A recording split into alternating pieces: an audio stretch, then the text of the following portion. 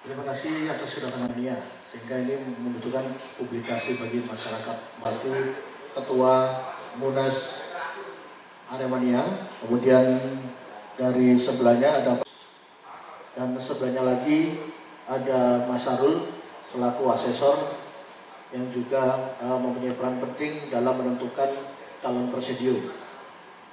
Dan sebelum ini dimulai oleh Pak Ketua, apa sih Munas dari Aremania?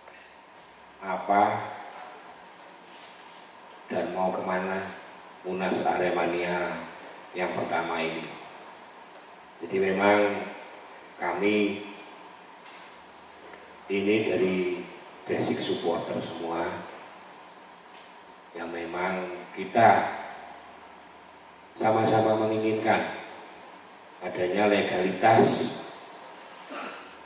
untuk supporternya Arema FC maupun Arema Indonesia, dan kita sudah semua sepakat untuk bersatu menjadi satu kesatuan yang memang muara atau tujuannya nantinya akan untuk melegalkan Aremania ini sendiri, yang nanti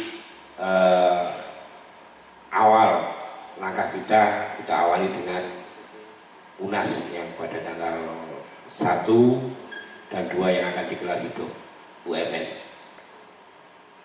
Mungkin itu penyampaian kami untuk tentang Munas Aremania. Oh, dilanjut Mas Wedi. Salam satu jiwa. Rekan-rekan yang saya hormati, kebetulan kami ada di tim 9.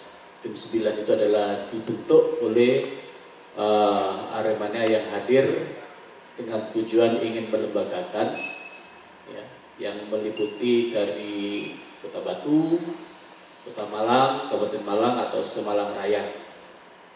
Tugas dari tim 9 ini adalah menyusun anggaran dasar dan anggaran rumah tangga organisasi. Dibuat ya oleh tim 9. Di dalam tim 9 itu juga ada beberapa yang jadi asesor, ya, yang Mas Sarul nanti. Jadi tujuan kami adalah menyusun ADART sampai nanti perkembangan yang lebih baik. Barangkali saya singkat seperti ini. Terima kasih. Terima kasih Mas Sarul. Seperti apa ini kalau dari hasil tim asesor terkait 9 calon presidium ini yang nantinya akan berada di tim asesor kurang lebih 5 orang. Ada saya sendiri, Syahrul, kemudian ada Pak Samsul, ada Mas Ferry, di media ada Mas Aang juga. Dilaksanakan pada kurang lebih mungkin 2 minggu yang lalu di MCC, Malang Creative Center. Dan yang cukup menjanjikan dalam arti adalah pemahaman terkait dengan kultur sepak bola, sangat memahami, kemudian visi semua memiliki karakteristik. Insya Allah dari yang kami pilih 1 Aremanita dan juga bisa kami katakan sangat layak untuk menjadi representasi atau perwakilan dari teman-teman Aremania pada umumnya. Terima kasih. Assalamualaikum warahmatullahi wabarakatuh. Terakhir saya mendapat info ada 116 korwil. Nah, apakah masuk untuk korwil yang berhak dan atau sudah mengirimkan puternya itu ada 177 korwil. Jadi per hari ini memang sudah kita tutup. Itu mungkin jawabannya Mas G. Terus mengenai mekanisme puter atau mekanisme pemilihan presidium Mas. Jadi nanti pada tanggal 1 dari 9 presidium yang kemarin memang dibuka atau dilakukan pollingnya, itu dari 9 kita mekanisme dari setiap korwil atau komunitas, ya aku ngomong saja Jagat Raya, itu mereka berhak memutus dan harus ada sudah surat keterangan dari Korwil atau komunitas tersebut mengutus 2 footer dan 1 pendamping. Nah, yang itu nantinya mereka memilih 7 presidium, 7 calon presidium. Nah itu nanti dari 9 kandidat yang tanggal 1 melaksanakan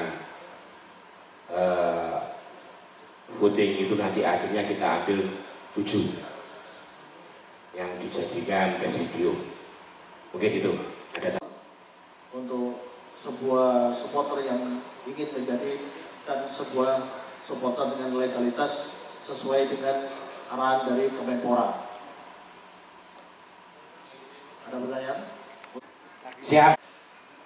Poin utama memang hanya memilih presidium, Mas, dan tidak ada isu-isu tertentu karena kita memang butuh presidium ini untuk agenda berikutnya. Kita memang tidak ada, hanya untuk pemilihan presidium. Dia itu layak untuk menjadi calon presidium. Terus pertanyaan yang kedua untuk Pak Ketua, itu nanti alasannya apa Pak kok harus dibatasi umur itu, dan kemudian nanti jalannya Munas nanti seperti apa gambaran umumnya? Pertama adalah terkait dengan manajemen organisasi, yang kedua adalah terkait dengan kepemimpinan, yang ketiga adalah terkait dengan keuangan, yang keempat adalah terkait dengan hukum, yang kelima adalah terkait dengan budaya Arema. Secara teknis dari masing-masing asesor mengumpulkan pertanyaan, kemudian muncullah untuk masing-masing tema tersebut kurang lebih sekitar 15 pertanyaan. 15 pertanyaan yang dipilih secara acak oleh masing-masing asesor pada saat fit and proper. Jadi mengambil bola untuk masing-masing tema. Masing-masing kandidat lah pada waktu itu memiliki waktu sekitar kurang lebih 10 menit untuk menjelaskan 2 pertanyaan. Pertanyaannya apa saja sangat beragam. Ada yang berbicara soal konteks budaya Aremania, bagaimana membangun komunikasi, relasi terhadap Aremania yang sangat beragam. Itu bagaimana membangun kedekatan dengan, mohon maaf bisa saya sampaikan, misal terkait dengan bagaimana koordinasi dengan para kepala daerah, aparat penegak hukum, dan lain-lain, bagaimana dari fit and proper. Dan bahkan masing-masing peserta pun juga tidak akan tahu, karena 15 kali 5 berarti kan ada sekitar 75 pertanyaan. Itu pasti tidak akan, ya faktornya punya karakteristik masing-masing. Tadi ada saya bilang ada yang mewakili teman-teman perempuan, ada yang mewakili teman-teman ekonomi kreatif, ada yang mewakili teman-teman yang selama ini membangun kreativitas di stadion. Nah itu pakai voting memang kita sikapi seperti itu. Mungkin saya rasa itu berorganisasi secara modern yang insya Allah ini belum ada di Indonesia. Jadi kami mengawali, berharap ini akan menjadi virus yang positif bagi seluruh supporter di Indonesia. Ini adalah harapan kami. Oleh sebab itu di dalam syarat-syarat tadi sudah disampaikan oleh Mas Dian, kenapa harus usia 25? Usia 25 kami menganggap sudah dewasa. Karena kalau kuliah sudah lulus S1 24. Mereka adalah anak-anak muda yang punya harapan tinggi, yang punya harapan untuk masa yang akan datang. Kenapa harus usia 45? Ini hubungannya dengan tribun.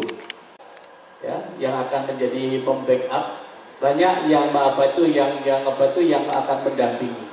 Sehingga harapannya tujuan berdirinya Aremania 1 ini tidak sampai melenceng dari tujuan yang sudah di ADART. Ya, karena ini adalah betul-betul embrio. Dan makanya saya katakan ini bagai oase di padang tandus bagi dunia persepak bolaan di Indonesia. Aremania mengawali, semoga Aremania tetap ada yang terdepan di dalam banyak inovasi dan berbagai macam kreasinya. Terima kasih.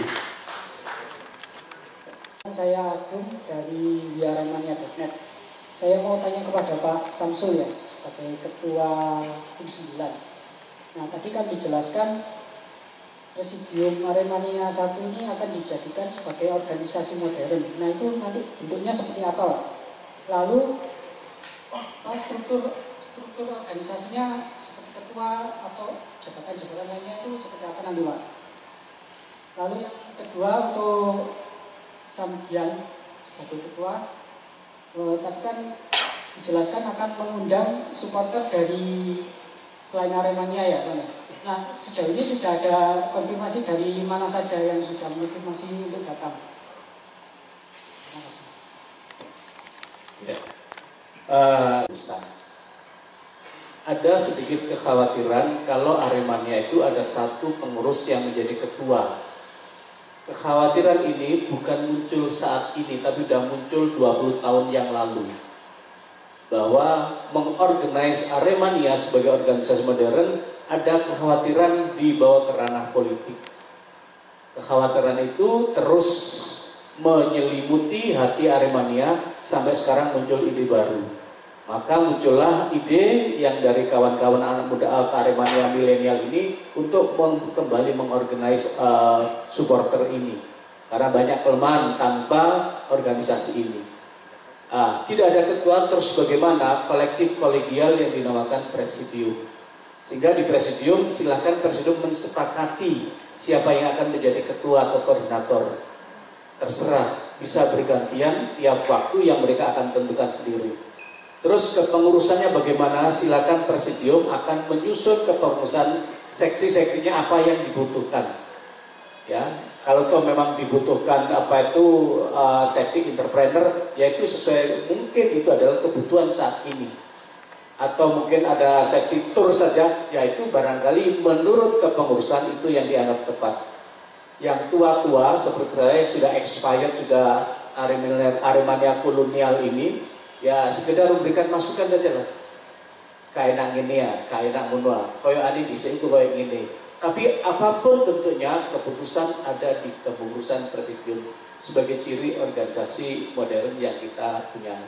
Jadi itu maksud kami. Tapi jangan terlalu